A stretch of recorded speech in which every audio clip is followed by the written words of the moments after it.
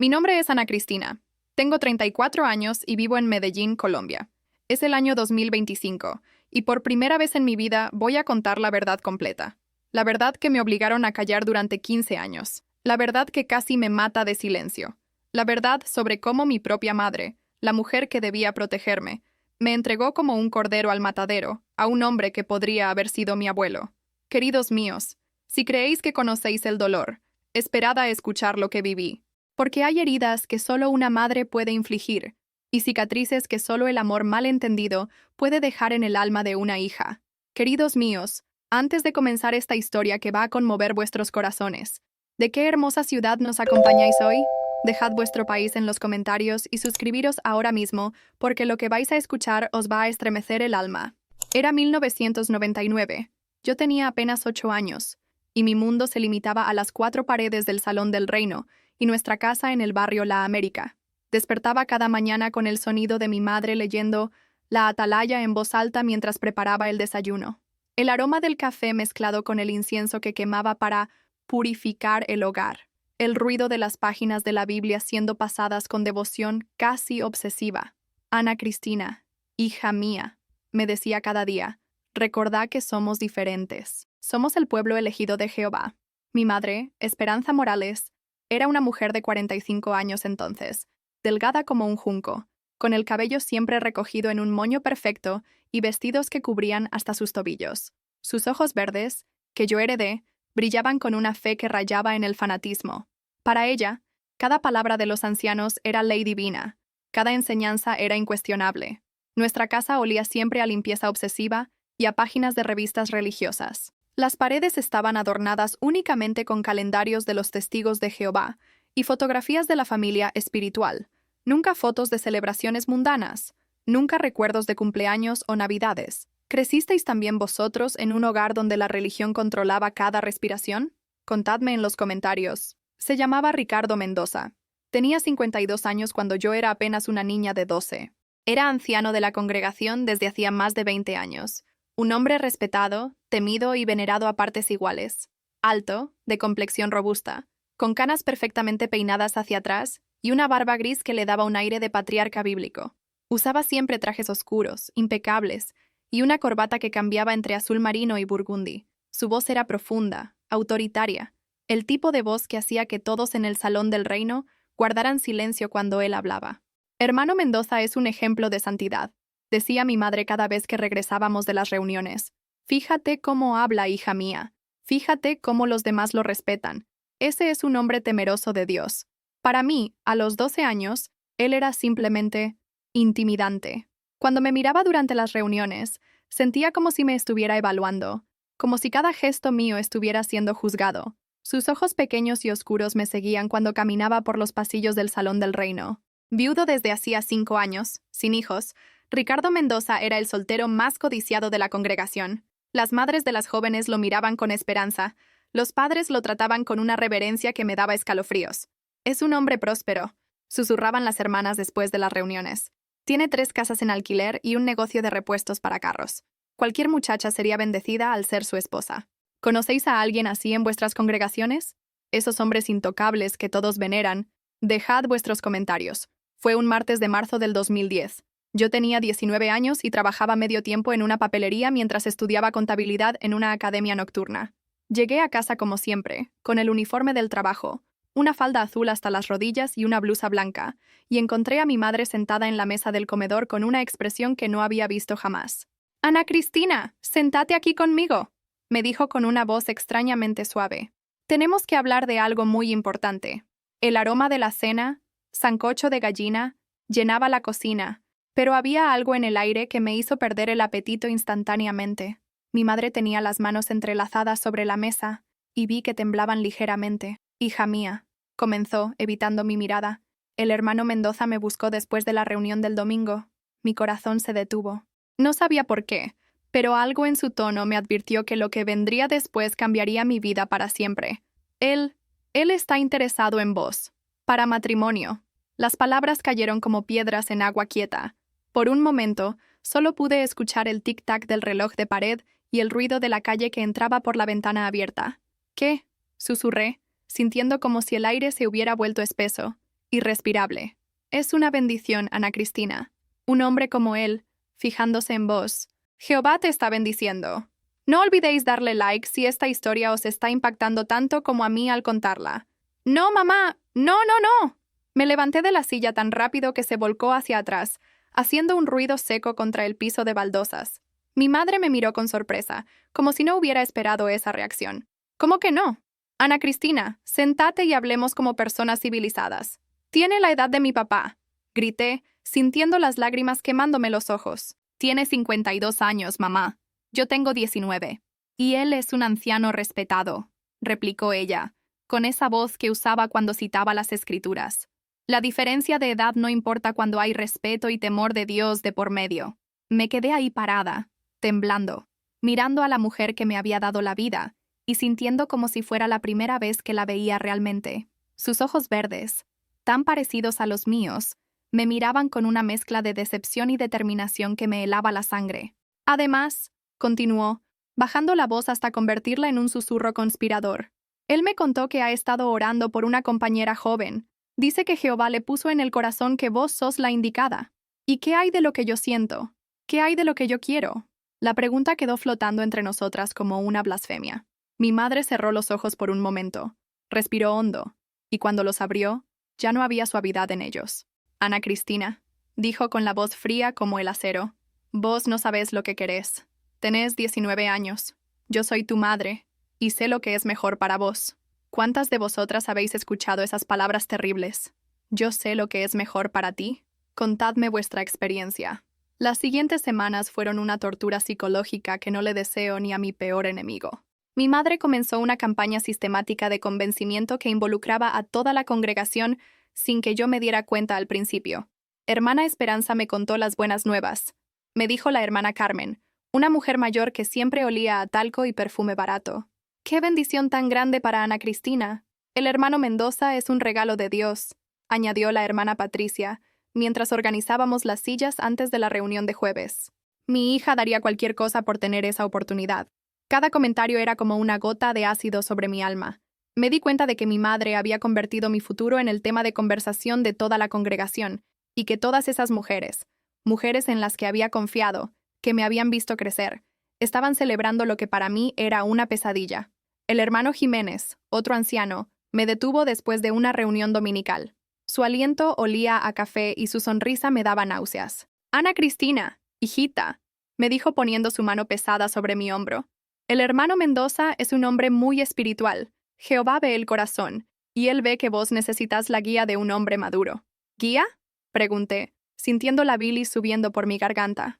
Una mujer joven como vos puede perderse fácilmente en este mundo tan malvado, pero con un esposo anciano, un siervo de Jehová con experiencia, vos vas a crecer espiritualmente de maneras que ni te imaginás. Dale like si sentís la misma indignación que yo al recordar estas palabras. Mi madre encontró en la Biblia cada versículo que pudiera usar como arma contra mi resistencia. Se levantaba temprano para preparar estudios bíblicos especiales conmigo, donde me leía pasajes sobre la obediencia de las mujeres, sobre cómo Dios elige nuestro camino, sobre la importancia de confiar en los mayores. Efesios 5:22. Me recitaba cada mañana mientras desayunábamos. Las casadas estén sujetas a sus propios maridos, como al Señor. Mamá, yo no estoy casada, le respondía, aferrándome a esa obviedad como a un salvavidas. Pero vas a estarlo, y tenés que preparar tu corazón para recibir esa bendición con gratitud. Una noche, mientras lavaba los platos después de la cena, mi madre se acercó por detrás y puso sus manos sobre mis hombros. Sentí su respiración en mi oído cuando me susurró, Ana Cristina, hija de mi alma, ¿vos crees que yo te haría daño? ¿Crees que tu mamá, que te llevó en el vientre, que te dio de lactar, que se desveló cuando estabas enferma, te haría algo malo? Sus palabras me rompieron. Empecé a llorar allí mismo, con las manos llenas de espuma y jabón, sintiendo como si estuviera traicionando todo el amor que ella me había dado. No, mamá, susurré entre sollozos. Entonces confía en mí. Confía en que Jehová me está usando para guiarte hacia tu felicidad. ¿Habéis sentido alguna vez ese chantaje emocional tan terrible?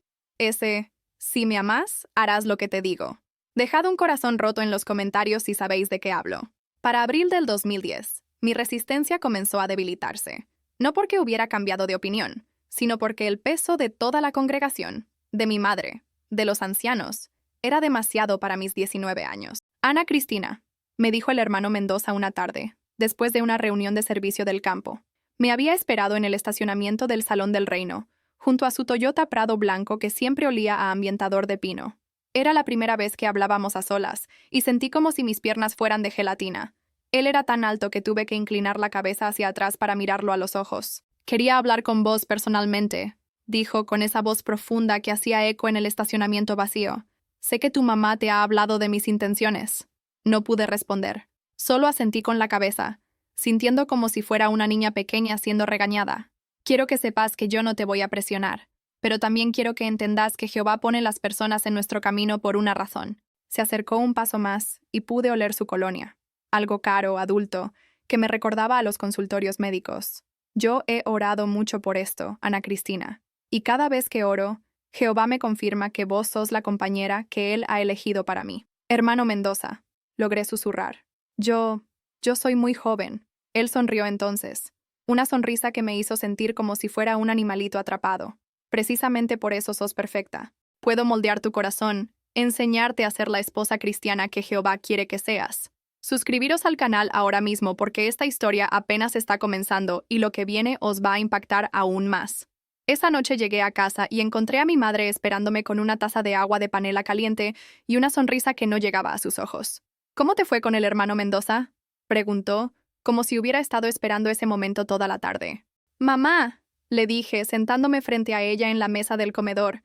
Yo no lo amo. Ni siquiera me gusta. Me da miedo. Sus ojos se endurecieron instantáneamente. El amor viene después del matrimonio, Ana Cristina. El amor se construye con respeto, con obediencia, con tiempo. ¿Y si nunca llega? ¿Y si nunca lo puedo amar? Entonces cumplirás con tu deber como esposa cristiana igual. El amor no es un sentimiento, hija mía.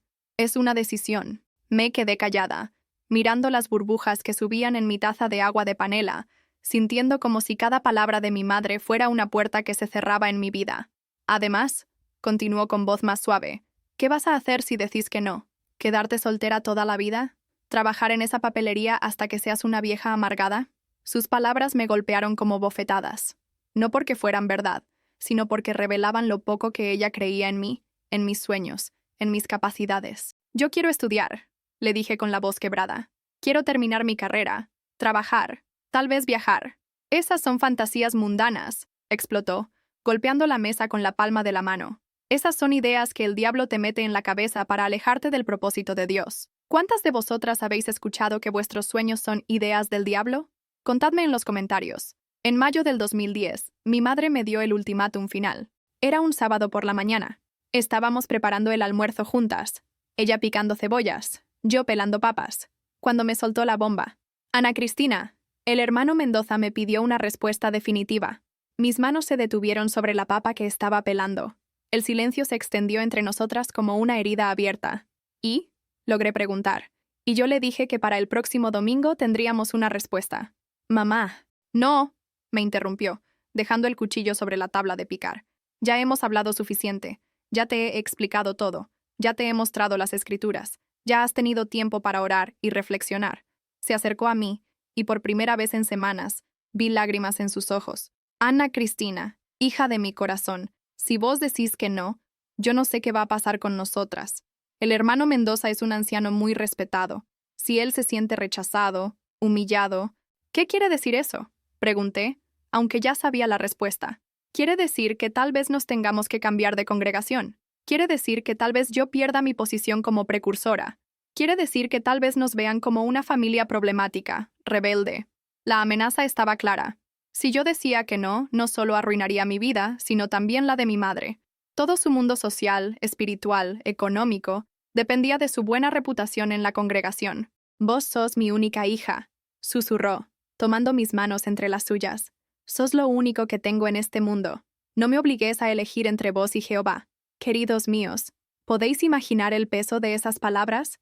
Dale like si sentís la angustia que yo sentí en ese momento. Esa noche no pude dormir. Me quedé despierta mirando el techo de mi cuarto, escuchando los ruidos de la madrugada, los gatos peleando en el tejado, el camión de la basura pasando a las 5 de la mañana, los primeros buses rugiendo por la avenida.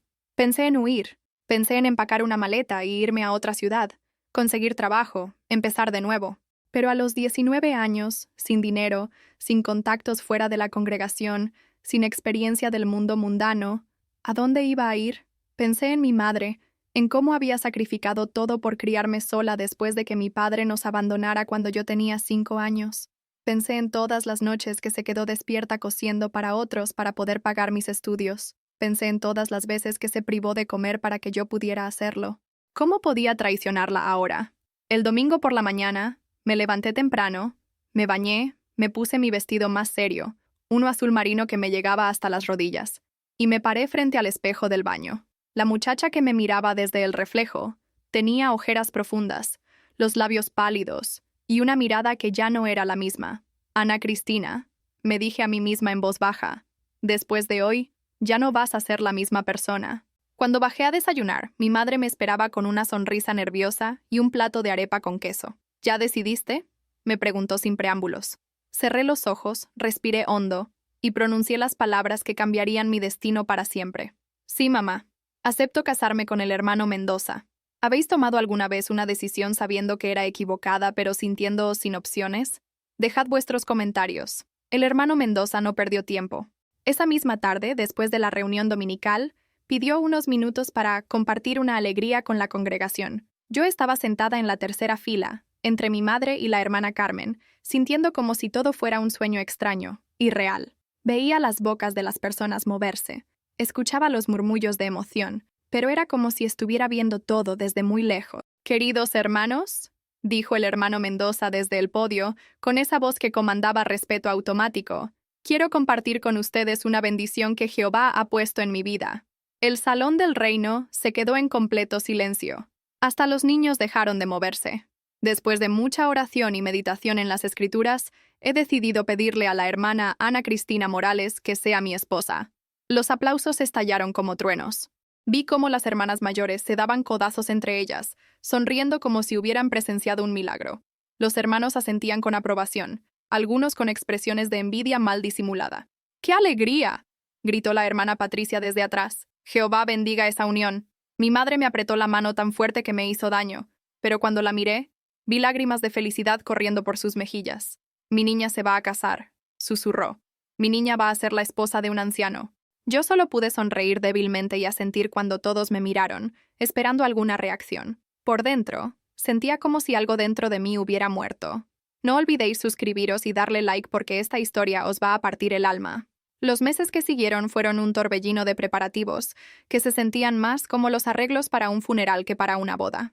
Mi boda fue fijada para septiembre del 2010, y mi madre se lanzó a organizarla con una energía frenética que me asustaba. «Tenemos que comprarte vestidos nuevos», me decía mientras revisaba catálogos. «Tenés que aprender a cocinar mejor, tenés que prepararte para ser una buena esposa». Las hermanas de la congregación me organizaron una despedida de soltera, que consistió en sentarnos en círculo en el salón de la congregación, mientras las mujeres casadas me daban consejos matrimoniales que me helaban la sangre. «El matrimonio es una escuela, Ana Cristina», me decía la hermana Mercedes, una mujer de 60 años que llevaba casada 40. «Tu marido va a ser tu maestro en todo. Lo más importante», añadía la hermana Rosa, «es la obediencia. Un matrimonio funciona cuando la esposa entiende su lugar, y nunca le lleves la contraria delante de otros», susurraba la hermana Elena, como si me estuviera contando un secreto de estado. «Siempre hace que él se vea bien, aunque vos no estés de acuerdo». Yo las escuchaba como si estuvieran hablando en otro idioma. ¿De qué matrimonio estaban hablando? ¿De qué tipo de vida me estaban preparando? El hermano Mendoza, mientras tanto, comenzó a visitarnos todos los miércoles por la noche. Se sentaba en nuestro pequeño sofá de la sala, con una taza de café que mi madre le preparaba exactamente como a él le gustaba, negro, sin azúcar, y me hablaba sobre sus expectativas. «Ana Cristina», me decía con esa voz que no admitía réplica, «yo soy un hombre sencillo, pero tengo ciertas costumbres que no voy a cambiar. ¿Sabéis lo que se siente cuando alguien te dice que vas a tener que adaptarte completamente a su vida, pero él no va a cambiar nada? Contadme en los comentarios». Levantarse a las 5:30 de la mañana para preparar el desayuno. Me enumeraba el hermano Mendoza mientras mi madre asentía con aprobación. «A mí me gusta desayunar temprano, antes de irme al negocio». «Por supuesto», murmuró mi madre. «Ana Cristina es muy madrugadora». Yo no era madrugadora. Jamás lo había sido. Pero eso no parecía importar. La cena tiene que estar lista a las 7:00 de la noche en punto. Yo llego del trabajo a las 6:45, me baño, y a las 7:00 quiero encontrar la mesa servida. ¿Y si llegas tarde por alguna razón? Pregunté tímidamente. Me miró como si hubiera dicho algo inapropiado.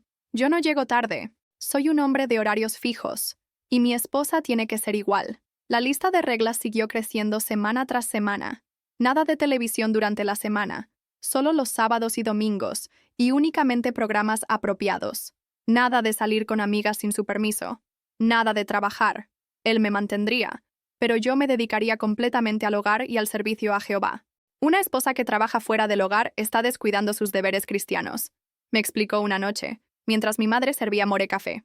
Además, yo gano suficiente para mantenernos. No necesitas trabajar. Pero a mí me gusta trabajar, dije, sintiendo como si estuviera defendiendo mi derecho a respirar. Te va a gustar más ser ama de casa, respondió con una sonrisa que no llegó a sus ojos. Ya vas a ver. Dale like si esta conversación os pone los pelos de punta como a mí. Agosto del 2010 fue el mes más triste de mi vida hasta ese momento. Sabía que septiembre traería mi boda, y con ella, el fin de todo lo que yo era o podría haber sido. Dejé mi trabajo en la papelería. Don Carlos, mi jefe, un hombre mayor y gentil que siempre me había tratado con respeto, me miró con tristeza cuando le di la noticia. Ana Cristina, me dijo, vos sos muy joven para casarte con un hombre tan mayor. ¿Estás segura de que esto es lo que querés? Era la primera vez en meses que alguien me preguntaba qué era lo que yo quería. Me quedé callada tanto tiempo que él se acercó y puso su mano paterna sobre mi hombro. Si necesitas ayuda, si necesitas un lugar donde quedarte mientras pensás las cosas, no, le dije rápidamente, asustada de que alguien de la congregación pudiera escuchar. Gracias, don Carlos, pero ya está decidido. También dejé mis estudios de contabilidad. Estaba a 6 meses de graduarme, pero el hermano Mendoza consideraba que era tiempo perdido. ¿Para qué necesitas un título si vas a ser ama de casa? Me preguntó cuando le mencioné que me faltaba poco para terminar. Por si acaso, respondí débilmente. ¿Por si acaso qué? ¿Pensás que nuestro matrimonio va a fracasar? La pregunta quedó flotando en el aire como una amenaza. Entendí que dudar del matrimonio era dudar de la voluntad de Dios mismo. ¿Habéis tenido que abandonar vuestros sueños por la presión familiar? Dejad un corazón en los comentarios si sabéis de qué hablo. El 11 de septiembre del 2010, la noche antes de mi boda, me quedé despierta hasta muy tarde, sentada en mi cama, mirando las pocas pertenencias que había empacado en 2 maletas. Mi vestido de novia colgaba del closet, un vestido blanco sencillo, con mangas largas y cuello alto, que cubría hasta mis tobillos.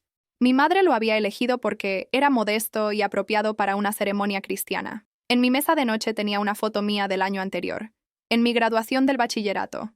La muchacha de la foto sonreía con toda la esperanza del mundo en los ojos. Tenía planes, sueños, ganas de comerse el mundo.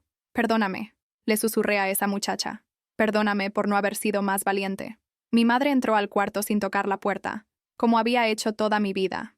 ¿No podés dormir?, me preguntó, sentándose en el borde de mi cama. No. Es normal, hija mía. Todas las novias están nerviosas la noche antes de la boda. ¿Vos estabas nerviosa cuando te casaste con papá? Fue la primera vez en años que mencionaba a mi padre. Mi madre se puso tensa. Esa es una historia diferente, me dijo secamente. ¿Por qué? ¿Porque vos sí amabas a papá? Se quedó callada por tanto tiempo que pensé que no me iba a responder. Sí, admitió finalmente. Yo amé a tu papá. Y mira cómo terminó. Me abandonó, nos abandonó. El amor no es garantía de nada, Ana Cristina. Pero al menos tuviste la oportunidad de amarlo. Y vos vas a tener la oportunidad de amar al hermano Mendoza. Diferente, pero real. ¿Creéis que se puede aprender a amar a alguien por obligación? Dejad vuestros comentarios. 12 de septiembre del 2010. El día amaneció gris y lluvioso en Medellín, como si hasta el cielo estuviera llorando por mí. Me desperté a las 6:00 de la mañana con un nudo en el estómago tan grande que pensé que iba a vomitar. Mi madre ya estaba despierta, preparando desayuno, cantando himnos del reino en voz baja. «Buenos días, novia hermosa», me gritó cuando me vio aparecer en la cocina. No pude desayunar. Cada bocado se me atoraba en la garganta. Mi madre me obligó a tomar al menos un vaso de jugo de naranja. «Tenés que estar fuerte para tu día especial», me decía, pero yo veía la preocupación en sus ojos. Las hermanas de la congregación llegaron a las 10:00 de la mañana para ayudarme a arreglar. Me peinaron, me maquillaron, muy poco, porque el maquillaje excesivo era mundano.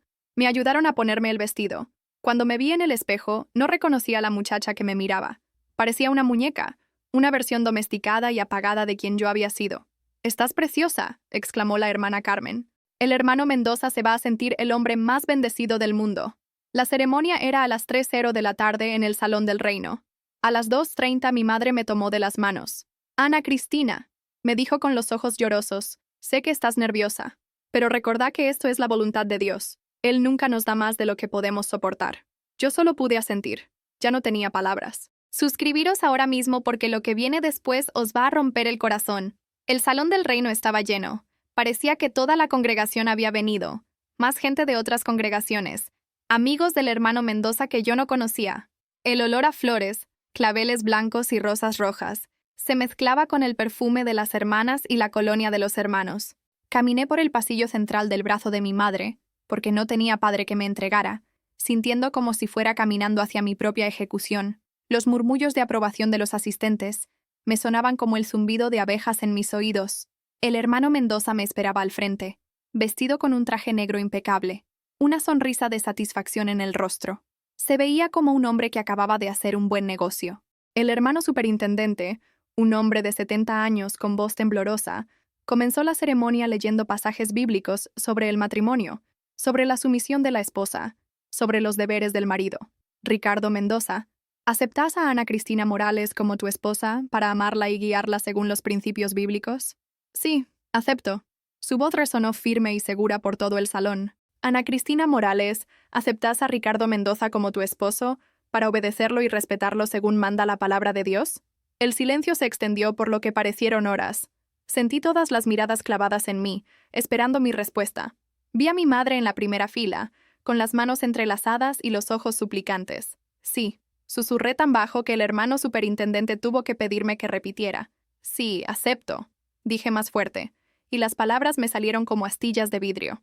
Los aplausos estallaron. Todo el mundo sonreía. Todo el mundo estaba feliz, excepto yo. ¿Habéis estado alguna vez en una situación donde todos celebran algo que para vosotros es una tragedia? Contadme en los comentarios. La recepción fue en el salón de fiestas de la congregación. Comida sencilla, arroz con pollo, ensalada, jugo, y música de los cánticos del reino tocada por una pequeña orquesta de hermanos. Yo sonreí durante toda la fiesta. Recibí felicitaciones, corté la torta, bailé una pieza con mi nuevo esposo.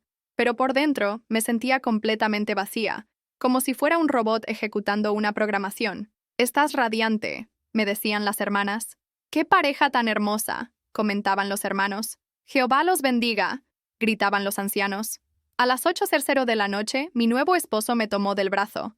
«Ya es hora de irnos», me dijo al oído. Mi madre se acercó para despedirse. Me abrazó fuerte, tan fuerte que me dolió. «Sé feliz, mi amor», me susurró.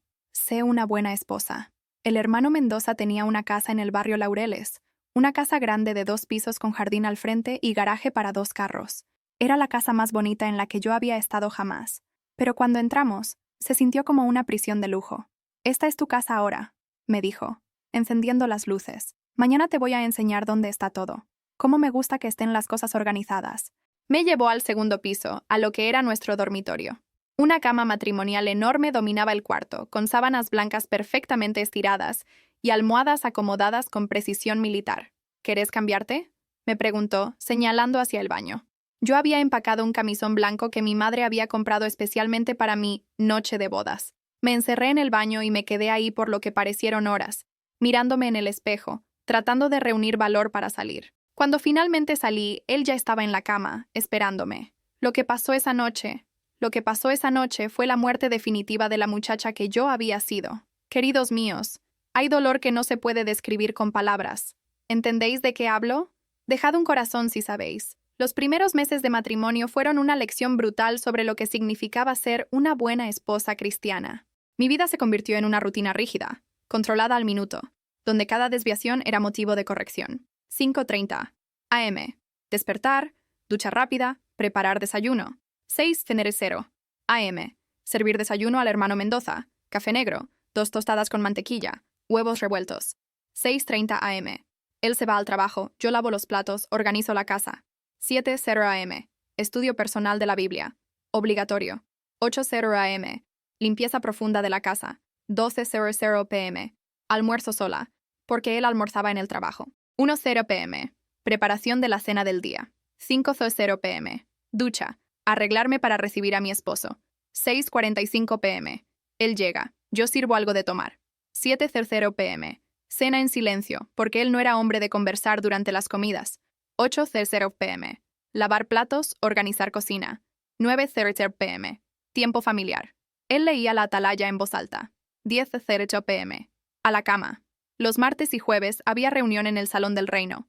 Los sábados, servicio del campo obligatorio desde las 8:00 a.m. hasta las 12:00 p.m. Los domingos, reunión y después visitas a hermanos de la congregación. No había tiempo para mí. No había espacio para mis pensamientos, mis deseos, mis sueños. Yo existía únicamente en función de él, de sus necesidades, de sus horarios, de sus expectativas. Una esposa cristiana encuentra su felicidad en hacer feliz a su esposo, me decía cuando yo mostraba cualquier signo de tristeza o descontento. ¿Habéis vivido alguna vez sintiendo que no sois una persona sino una función? Contadme en los comentarios. El hermano Mendoza tenía un sistema muy particular para corregir mis errores. Nunca me gritaba, nunca me pegaba, pero tenía formas de castigarme que eran peores que cualquier golpe. La primera vez fue porque se me quemó el arroz. Había estado llorando mientras cocinaba, algo que hacía seguido en esos primeros meses, y me distraje. Cuando él llegó a casa y olió el arroz quemado, no dijo nada.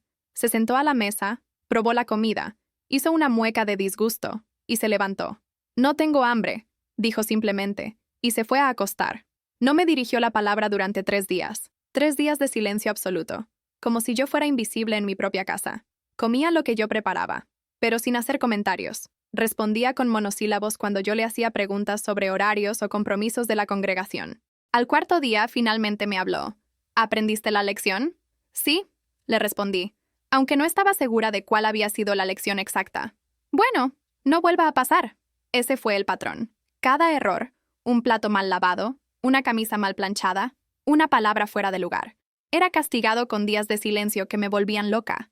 Era peor que los gritos. Era peor que los golpes. Era como vivir con un fantasma que juzgaba cada uno de mis movimientos. ¿Conocéis ese tipo de castigo psicológico? Ese silencio que es más cruel que cualquier palabra. Dejad vuestros comentarios si sabéis de qué hablo. Poco a poco, el hermano Mendoza fue cortando todos mis vínculos con el mundo exterior. Empezó con mis pocas amigas de la congregación. La hermana Patricia habla demasiado, me dijo una noche después de que ella me hubiera visitado. No me gusta cómo te llena la cabeza de chismes. No eran chismes, protesté débilmente. Solo me estaba contando de su trabajo. Una esposa cristiana no necesita escuchar sobre trabajos mundanos. Vos tenés trabajo suficiente aquí en casa. Gradualmente, las visitas se fueron espaciando hasta desaparecer completamente. Cuando las hermanas me preguntaban en las reuniones por qué ya no las visitaba, yo repetía las palabras que él me había enseñado. Estoy muy ocupada aprendiendo a ser una buena esposa. También cortó mi relación con mi madre. Al principio, ella venía a visitarme todos los domingos después de la reunión, pero el hermano Mendoza comenzó a mostrar su incomodidad de maneras sutiles. Tu mamá siempre quiere hablar a solas contigo, me comentaba después de sus visitas. ¿De qué hablan que no puede ser delante de mí? De nada en particular, le respondía, aunque era mentira. Mi madre había comenzado a notar cambios en mí, a hacerme preguntas que yo no podía responder honestamente. Es que se ve muy delgada, Ana Cristina, me había dicho en su última visita. ¿Estás comiendo bien? Sí, mamá, estoy bien. ¿Y sos feliz? Esa pregunta me había quedado atorada en la garganta. ¿Cómo le iba a decir que no? ¿Cómo le iba a decir que el matrimonio que ella había organizado me estaba matando lentamente? Dale like si sentís la soledad que yo sentía en esos momentos. Para mi primer aniversario de matrimonio, en septiembre del 2011, había perdido 15 kilos. Mi ropa me quedaba grande, tenía ojeras permanentes y había desarrollado una gastritis crónica que me mantenía con dolor de estómago constante. Tenés que ir al médico, me dijo mi madre cuando me vio en la reunión dominical. Te ves enferma. Estoy bien, le mentí, como había aprendido a mentir sobre todo. Pero no estaba bien. Había empezado a tener ataques de pánico en medio de la noche, despertándome con la sensación de que me ahogaba. Tenía pesadillas constantes donde corría por laberintos sin salida, o donde gritaba pero no me salía la voz. El hermano Mendoza atribuía todos mis síntomas a debilidad espiritual. Tenés que orar más, me decía cuando me veía llorando. Tenés que estudiar más la Biblia. Tenés que pedirle a Jehová que te dé fuerza para ser mejor esposa. Llegué a creer que era verdad. Llegué a creer que mi tristeza, mi ansiedad, mi sensación constante de estar ahogándome, eran síntomas de mi falta de fe, de mi rebeldía espiritual. Me levantaba más temprano para orar más tiempo. Leía más páginas de la atalaya. Trataba de sonreír más, de quejarme menos, de ser la esposa perfecta que él esperaba. Pero nada funcionaba. Cada día me sentía más vacía, más perdida, más invisible. Una noche, mientras lavaba los platos después de la cena, me quedé mirando un cuchillo de cocina durante mucho tiempo. No porque quisiera lastimar a nadie, sino porque me pregunté qué pasaría si simplemente desapareciera. Esa fue la primera vez que pensé en la muerte como una posibilidad de escape. ¿Habéis llegado alguna vez a ese punto de desesperación? Ese lugar oscuro donde el silencio duele más que cualquier grito. Dejad un corazón si entendéis. Fue en diciembre del 2011 cuando mi madre finalmente se dio cuenta de lo que había hecho. Habían pasado 15 meses desde mi matrimonio y yo había llegado al punto donde ni siquiera podía fingir estar bien. Era un domingo después de la reunión, y ella había insistido en que fuéramos a almorzar juntas mientras el hermano Mendoza tenía una reunión de ancianos. Necesito hablar con mi hija, le había dicho con una firmeza que no le conocía. Fuimos a un pequeño restaurante cerca del Salón del Reino. Yo apenas podía comer. Mi estómago ya no toleraba casi nada, cuando mi madre puso su mano sobre la mía. «Ana Cristina», me dijo con voz temblorosa, «decime la verdad. ¿Sos feliz?» La pregunta me golpeó como un puño en el pecho. Por 15 meses había estado construyendo una fachada de esposa feliz, y en ese momento, mirando los ojos verdes de mi madre, esos ojos que eran iguales a los míos, toda la fachada se derrumbó. Empecé a llorar. No el llanto silencioso al que me había acostumbrado, sino sollozos profundos, desgarradores, que venían desde un lugar dentro de mí que había estado enterrado durante demasiado tiempo. «No», le susurré entre lágrimas. «No, mamá. No soy feliz. No he sido feliz ni un solo día». Vi cómo su rostro se descompuso. Vi cómo la realidad de lo que había hecho se estrellaba contra ella como una ola gigante. «¿Él te trata mal?», me preguntó con voz quebrada. «No me pega», le dije, porque esa era la única definición de maltrato que conocíamos. «Pero mamá, yo me estoy muriendo por dentro». ¿Habéis visto alguna vez el momento exacto en que alguien se da cuenta del daño que ha causado? Contadme en los comentarios. «¿Qué he hecho?», susurró mi madre, cubriéndose la cara con las manos. «Dios mío, ¿qué he hecho?». Por primera vez en meses, no me sentí sola. Por primera vez, alguien veía mi dolor sin juzgarlo, sin atribuirlo a mi falta de fe o mi inmadurez espiritual. «Mamá», le dije, tratando de consolar, aunque yo fuera la que necesitaba consuelo, «vos pensaste que estabas haciendo lo correcto». «No», exclamó con una voz que nunca le había escuchado. Yo sabía. En el fondo, yo sabía que era demasiado joven, que él era demasiado mayor, que vos no lo amabas. Entonces, ¿por qué? Porque era egoísta, admitió, limpiándose las lágrimas con una servilleta. Porque me daba miedo lo que iban a pensar en la congregación si una propuesta así fuera rechazada. Porque pensé que mi reputación era más importante que tu felicidad. Ese día, por primera vez en 15 meses, pude hablar libremente. Le conté sobre los silencios castigadores, sobre la rutina asfixiante, sobre cómo me sentía como una empleada doméstica en lugar de una esposa, sobre las noches en que me quedaba despierta preguntándome si la vida valía la pena vivirla. «Nos vamos a ir», me dijo mi madre de repente. «Empacás tus cosas y nos vamos de Medellín. Nos vamos lejos. ¿Y la congregación? Que se vaya al diablo la congregación», gritó, y luego se tapó la boca, asustada de sus propias palabras. Pero yo no estaba asustada. Por primera vez en meses, sentí algo parecido a la esperanza. Suscribiros ahora mismo porque viene la parte más intensa de esta historia. Mi madre y yo comenzamos a planear mi escape, como si fuéramos espías organizando una operación militar. Sabíamos que teníamos que ser cuidadosas. El hermano Mendoza tenía contactos en toda la organización de los Testigos de Jehová en Colombia, y si se enteraba de nuestros planes antes de tiempo, podría impedirlo. «Tengo una hermana en Cali», me susurró mi madre durante otra de nuestras conversaciones secretas en ese pequeño restaurante que se había convertido en nuestro refugio. «Hace años que no hablo con ella porque se salió de la organización, pero sé que nos recibiría. ¿Y si él nos encuentra? No nos va a encontrar», me dijo con una determinación que me dio fuerza. «Y aunque nos encuentre, ya no me importa lo que piense la congregación, me importa más salvarte la vida». El plan era sencillo pero arriesgado. Un martes, mientras el hermano Mendoza estuviera en el trabajo, mi madre vendría con un taxi. Yo empaqué solo lo indispensable en una bolsa de mercado, para que no sospechara si la veía. Los documentos importantes, mi cédula, mi certificado de bachiller, algunas fotos, los escondí en el fondo de mi gaveta de ropa interior. Durante las 2 semanas que duró la planificación, tuve que actuar como si nada estuviera pasando. Seguir con la rutina, cocinar, limpiar, atender a mi esposo, ir a las reuniones, sonreír cuando era necesario. Fue la actuación más difícil de mi vida. ¿Habéis tenido que fingir normalidad mientras planeabais vuestra libertad? Dejad vuestros comentarios. El 17 de enero del 2012, a las 10:30 de la mañana, escuché el claxon del taxi en la calle. Mi corazón latía tan fuerte que pensé que iba a desmayarme.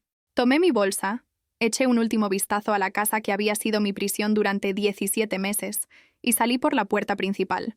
No miré hacia atrás. Mi madre estaba en el taxi, pálida pero decidida. ¿Estás segura?, me preguntó cuando me subí. Nunca he estado más segura de nada en mi vida, le respondí. El viaje en bus a Cali duró 6 horas.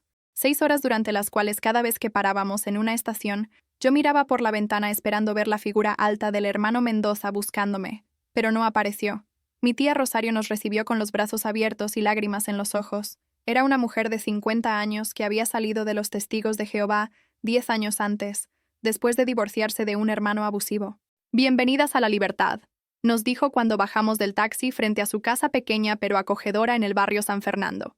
Esa noche, por primera vez en 17 meses, dormí sin miedo, sin horarios, sin reglas, sin alguien controlando cada uno de mis movimientos. ¿Recordáis la primera noche que pudisteis dormir en paz después de una época terrible? Contadme esa sensación.